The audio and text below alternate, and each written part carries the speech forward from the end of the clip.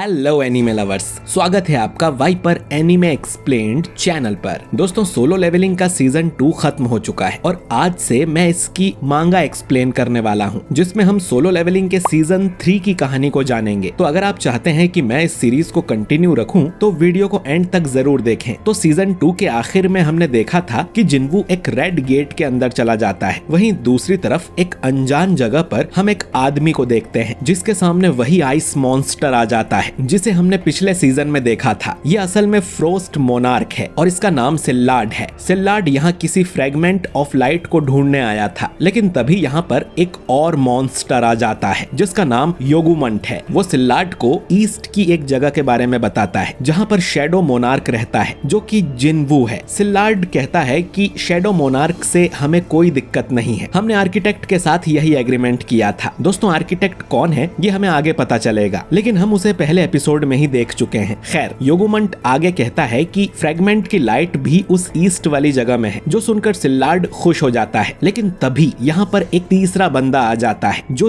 दिखने में जिन्वू जैसा लग रहा था। वो पूछता है कि कहीं तुम लोग साउथ कोरिया की बात तो नहीं कर रहे। दोनों कहते हैं कि हमारे पास तुम जैसे कमजोर से बात करने का टाइम नहीं है, और वो लोग यहाँ से जाने लगते हैं। दम है तो रोक लो। अब वो लड़का इन पर अटैक कर देता है, लेकिन सिल्लार्ड अपने सामने एक आइस की दीवार बना के बच जाता है, जिससे यहाँ एक बड़ा धमाका होता है। इसके बाद कहानी वापस जिन्वू पर आती है जो कि अब उस रेड गेट के अंदर है। उसके सामने अब डंजन का बॉस आ जाता है और कहता है कि मैं हैरान हूँ कि तुम जैसा मच्छर यहाँ तक जिंदा आ गया और तुम हमारी भाषा भी बोल सकते हो, लेकिन अब तुम मरोगे। इसके बाद वो अपनी सेना को आवाज लगाता है, लेकिन कोई भी नहीं आता। फिर जिन्वू आवाज लगाता है तो उसकी शैडो आर्मी यहाँ आ जाती है, जिन्होंने पहले ही सारे मॉन्स्टर्स को खत्म कर दिया था। ये देख डंजन बॉस बहुत गुस्सा हो जाता है और अपने बचे हुए लोगों के साथ अटैक कर देता है। जिन्वू भी अपनी शैडो आर्मी को लड़ने आगे भेजता है और वो लोग आसानी से सारे मॉन्स्टर्स को मार देते हैं और डंजन बॉस को टस्क अपने जादू से जमीन पर पटक देता है। जिन्वू अब उसके पास आकर कहता है कि मेरे सवालों का जवाब दोगे तो तुम्हें आसान मौत दूंगा।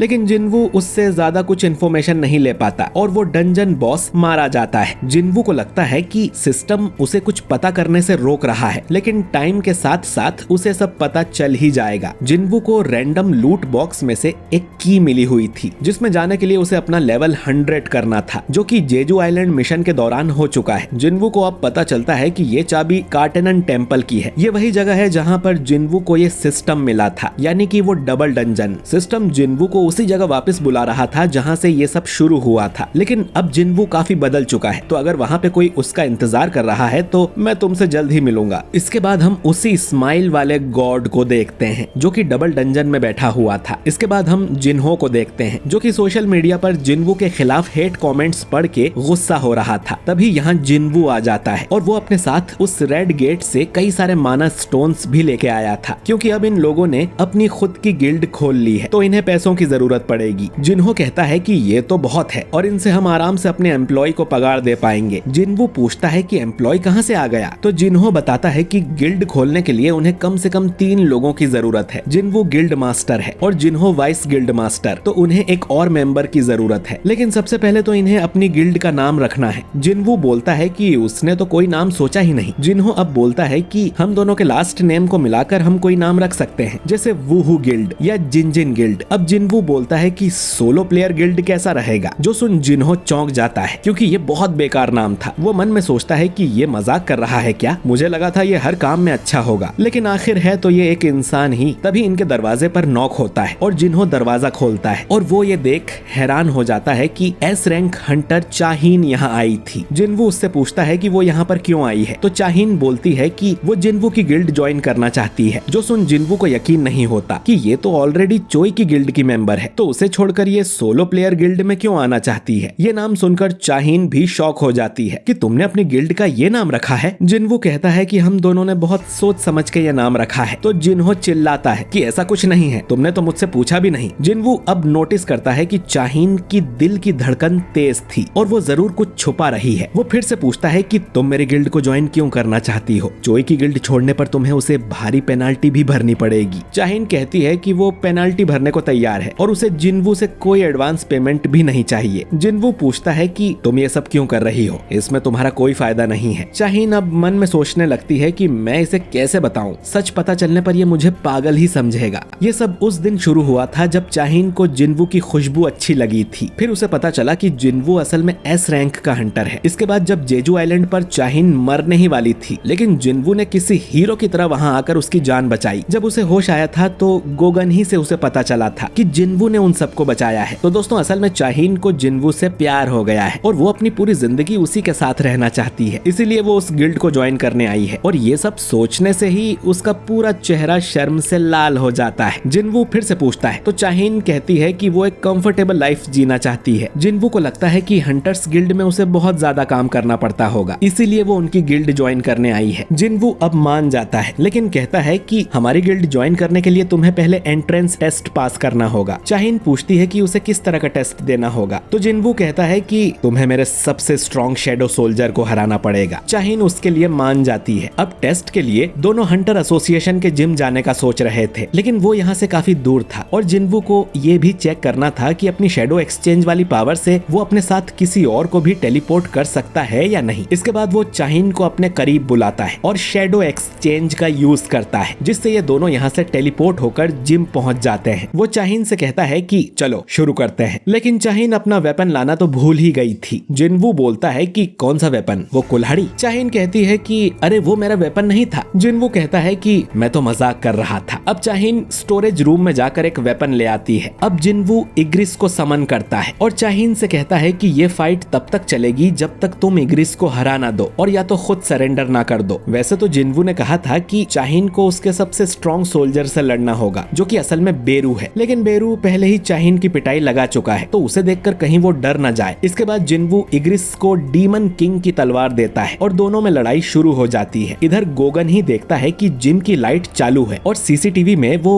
जिन्वू और चाहीन को यहाँ आते देख लेता है। गन ही को याद आता है कि जब से उसने चाहीन को जिन्वू के बारे में बताया था तो वो ब्लश कर रही थी। गन ही समझ जाता है कि इन दोनों में कोई चक्कर चल रहा है और दोनों को प्राइवेट स्पेस देने के लिए वो जिम के सारे सीसीटीवी भी बंद करवा देता है। तभी एक धमाका होता है और उसके पीछे की पेंटिंग गिर जाती है और गन ही सोचता है कि आजकल के बच्चे भी ना बहुत जोशीले हैं। वहीं इधर हम देखते हैं कि चाहीन ने इग्रिस को दीवार में घुसा दिया था। चाहीन बोलती है कि तुमने तो कहा था कि अपने सबसे स्ट्रॉन्ग सोल्जर को बुलाओगे, तो उसे समन करो, मुझे भी उससे पिछली लड़ाई का बदला लेना है। चाहीन को असल में बेरू के बारे में पता था। जिन्वू अब बेरू को समन करता है और चाहीन से फिर से पूछता है कि तुम सच में इससे लड़ना चाहती हो? जब भी किसी शैडो सोल्जर को एक्सट्रैक्ट किया जाता है तो वो पहले से थोड़े कमजोर हो जाते हैं, लेकिन फिर भी बेरू बहुत खतरनाक है। बेरू पूछता है कि मेरे मालिक, इस लड़की के साथ क्या करना है? जिन्वू कहता है कि उसे हरा दो, लेकिन देखना कि उसे ज्यादा चोट ना आए। बेरू अब चिल्लाते हुए अपने पंजे बाहर निकालता है। जिन्वू कहता है कि इन्हें वापस अंदर डाल लो, अगर लड़की को कुछ हुआ तो तुम्हारी पुंगी बजा दूंगा। बेरू कहता है कि जी मेरे मालिक।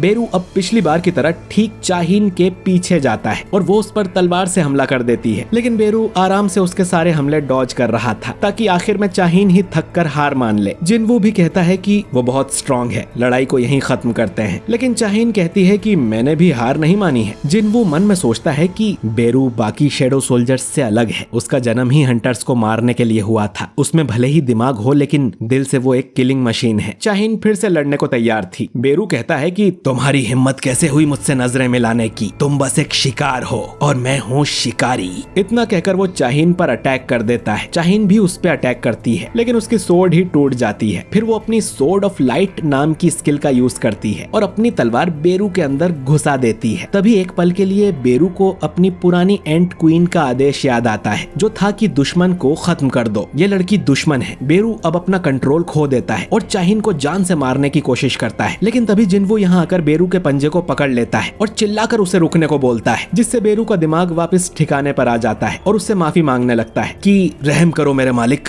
जिन्वू चाहीन से पूछता है कि क्या वो ठीक है और वो एक बेनाम गिल्ड को ज्वाइन करने के लिए इतनी मेहनत क्यों कर रही है और वो अपनी जान जोखिम में क्यों डाल रही है? आखिर तुम चाहती क्या हो? कहीं तुम्हें मुझ में तो इंटरेस्ट नहीं है? अब कुछ देर बाद चाहीन शर्माते हुए बोलती है कि हाँ, उसे जिन्वू में इंटरेस्ट है और ये चैप्टर यहीं पर एंड हो जाता है। तो दोस्तों, आपको ये वीडियो कैसा लगा कमेंट करके जरूर बताइए। अगर आप चाहते हैं कि मैं इसका अगला पार्ट भी लेकर आऊं तो कमेंट में यस जरूर लिखें। बाकी इस एपिसोड में मैंने सोलो लेवलिंग मांगा के चैप्टर 111 से लेकर 114 को एक्सप्लेन किया है। वीडियो अच्छा लगा हो तो इसे लाइक और शेयर कीजिए और अगर आप हमारे चैनल वाइपर एनीमे एक्सप्लेन्ड पर नए हैं तो हमारे चैनल को सब्सक्राइब करके बेल आइकन जरूर दबाइए। मैं मिलता हूँ आपसे बहुत ही जल्द अगले वीडियो के साथ। शुक्रिया।